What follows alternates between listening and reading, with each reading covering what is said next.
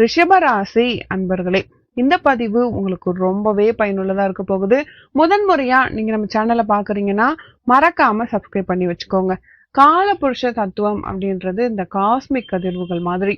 அதாவது நம்ம எதுக்காக பிறந்தோம் அப்படின்றது இருக்கு. அதாவது தலை முதல் பாதம் வரை அப்படின்னு சொல்றது அதுதான் மேஷம் முதல் மீனம் வரை. ஒரு மனிதன் ஏன் ரிஷபத்துல பிறக்குறாங்க, மேஷத்துல பிறக்குறாங்க, அவங்க எந்த டிராப்ல சிக்க போறாங்க, அவங்க வாழ்க்கையில அவங்க எப்படி முன்னேறணும். இப்போ ஒரு மனிதன் மீண்டும் மீண்டும் முன்னேறிக்கிட்டே இருக்கான் அப்படின்னா அவன் ஏதாவது ஒரு கடமையை திரும்பவும் முடிக்கிறதுக்காக பிறக்கிற ஒரு பிறப்பு. அப்படி இல்லைன்னா வாழ்க்கை எக்ஸ்பீரியன்ஸ்க்காக. எல்லாருமே கடமையை முடிக்கதான் பிறந்தாங்களா அப்படின்னா கிடையாது. அதுதான் காலபுருஷ தத்துவம். இன்னும் நமக்கு ஜேர்னி இருக்கு, இல்ல இதுதான் கடைசி ஜேர்னி அப்படின்ற ராசிகளும் இருக்கு. அதனால இந்த ஜென்மத்துல இதை முடிச்சுக்கோங்க, இதுக்கான விடையை நீங்க கண்டுபிடிச்சுக்கோங்க அப்படின்ற விஷயம்தான் காலபுருஷ தத்துவம்னு பார்க்கும் பொழுது. இது ரொம்ப ரொம்ப ஒரு அறிவு சார்ந்த, ஜோதிடம் சார்ந்த விஷயம்.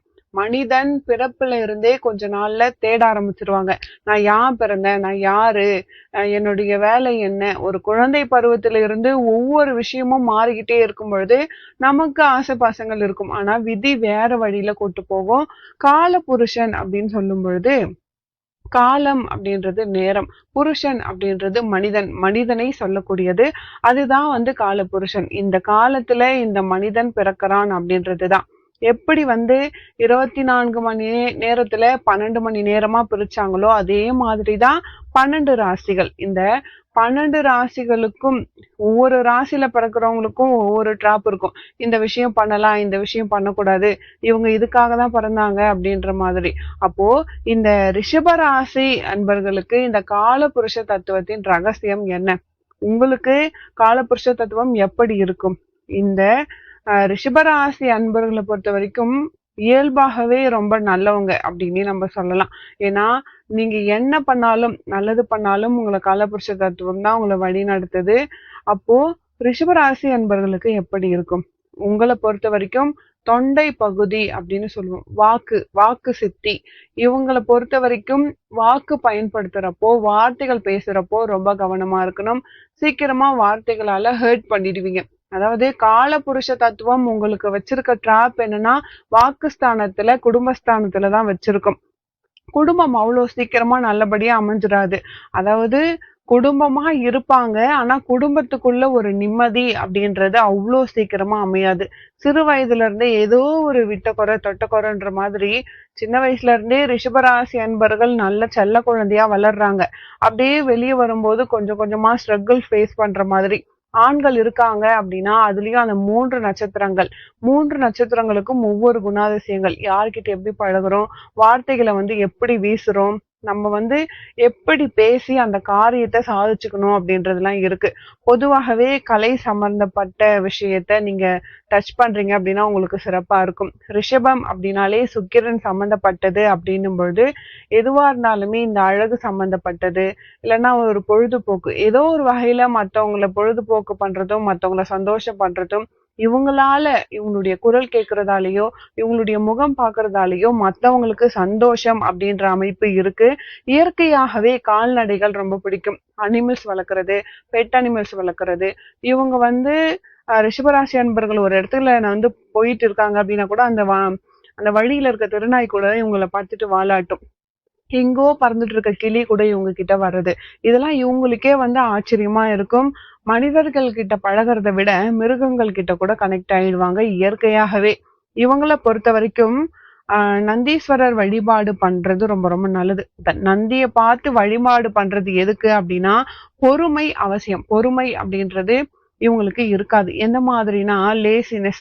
அது எவ்வளவு நேரம் அதை போய் பண்ணிக்கிட்டா அப்புறம் பாத்துக்கலாம் அப்படின்ற மாதிரி ஒரே இடத்துல யாராவது உட்காந்துட்டே இருப்பாங்க. வேற யாராவது இந்த வேலை பாரு, அந்த வேலை பாருன்னு யாராவது ஒரு ஆள் சொல்லிக்கிட்டே இருக்கணும். இல்ல அப்படின்னா மத்தவங்களுக்காக அதை செய்கிறது. இவங்க கிட்ட நிறைய மறைமுக டேலண்ட் எல்லாம் இருக்கும்.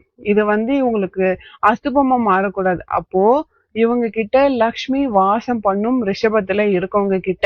அப்போ இவங்க குளிக்கணுமா அப்படின்னு யோசிக்கிறது இதெல்லாமே இந்த காலபுருஷ தத்துவத்தின் படி இவங்களுக்கு இருக்க டிராப். இந்த குடும்பம் இவங்கனாலதான் நல்லா இருக்கணும் அப்படின்றது விதி அமைப்பு. அந்த குடும்ப பாரத்தை இவங்க தூக்கி சுமக்கணும் அப்படின்றது ஒரு அமைப்பு. அப்போ அவ்வளோ சீக்கிரம் இந்த காலம் ஒரு கம்ஃபோர்ட் ஜோன் அப்படின்றத கொடுக்காது. படிப்புல ஒரு தடை பண்ணும். ஒரு விஷயத்த படிப்பாங்க, படிப்புக்கும் தொழிலுக்கும் சம்பந்தமே இல்லாம நிறைய பேருக்கு அமைஞ்சிடும். இல்லைன்னா படிப்புக்கும் தொழிலுக்கும் சம்பந்தம் இருக்கு அப்படின்னாலும் வருமானம் குறையிறது, ஏதோ ஒரு வகையில ஏங்க வைக்கிறது, புலம்ப வைக்கக்கூடிய அமைப்பு இருக்கும். ரிஷபராசி அன்பர்களுக்கு வாக்கு சரியா இல்லை அப்படின்னா விதி வச்சு செய்யும். சில ஆண்கள் ரிஷபத்துல இருப்பாங்க, ஆசை வார்த்தைகள் பேசுறது, கவிதை மயமா பேசுறது, இது எல்லாமே உங்களுக்கு இருக்க டிராப் தான். ரிஷபத்துல பிறந்தவங்களுக்கு பெண் சாபம் அதிகம். அவங்க குடும்பத்துல இருக்கிறவங்களுக்கு அவங்களுடைய முன்னோர்கள் இருக்காங்க இல்லைங்களா, அவங்க கிட்ட ஒரு பெண் சாபம் அப்படின்றது இருந்திருக்கும். ஏதாவது ஒரு தவறான செயல்களால இல்ல நம்பிக்கை மோசடி பண்ணது, ஏதோ ஒரு வகையில இந்த பெண் சாபம் அப்படின்றது அவ்வளோ சீக்கிரமா நீங்காத ஒன்று. இதுவே ஒரு ரிஷபத்துல ஆண் பிறந்தாங்கன்னா அந்த பெண் சாபத்தை வாங்கிட்டு வந்துடுறாங்க. அவங்க திருமணமே பண்ணாலுமே அந்த பெண்ணுக்கும் ஏங்கி ஒரு பெண் சாபம் இருக்கும். அப்போ அதுக்கான விமோச்சனம் என்ன அப்படின்னா, வரக்கூடிய பெண் தான் சுக்கிரன். அந்த சுக்கிரனை நல்லபடியா சந்தோஷமா வச்சிருக்கணும். இன்னும் கண்ணீரும் கம்பளியுமா வச்சுருந்தா திரும்ப திரும்ப அந்த ட்ராக் உள்ள போயிட்டே இருப்பாங்க.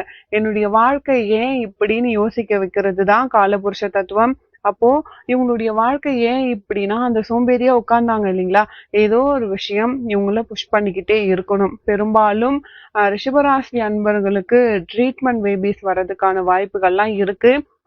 நல்லா இருக்க ஹெல்த் ஸ்பாயில் பண்ணிக்கூடிய சுச்சுவேஷன் இருக்கும். இவங்க எவ்வளோக்கு எவ்வளோ இயற்கையோடு கனெக்டடா இருக்காங்களோ, அந்த காலபுருஷ தத்துவத்தின் விஷயமே ரகசியமே அதுதான். குடும்பம் இயற்கை சூழலா இயல்பா நீங்க இருந்துட்டு போங்க. இயல்பா இல்லாம இருந்தீங்கன்னா அவங்க பண்றாங்க இவங்க பண்றாங்கன்னு போயிட்டு இந்த நிறைய விஷயங்களுக்குள்ள நீங்க போக போக அந்த டிராப்குள்ள விழுந்துகிட்டே நீங்க இருப்பீங்க.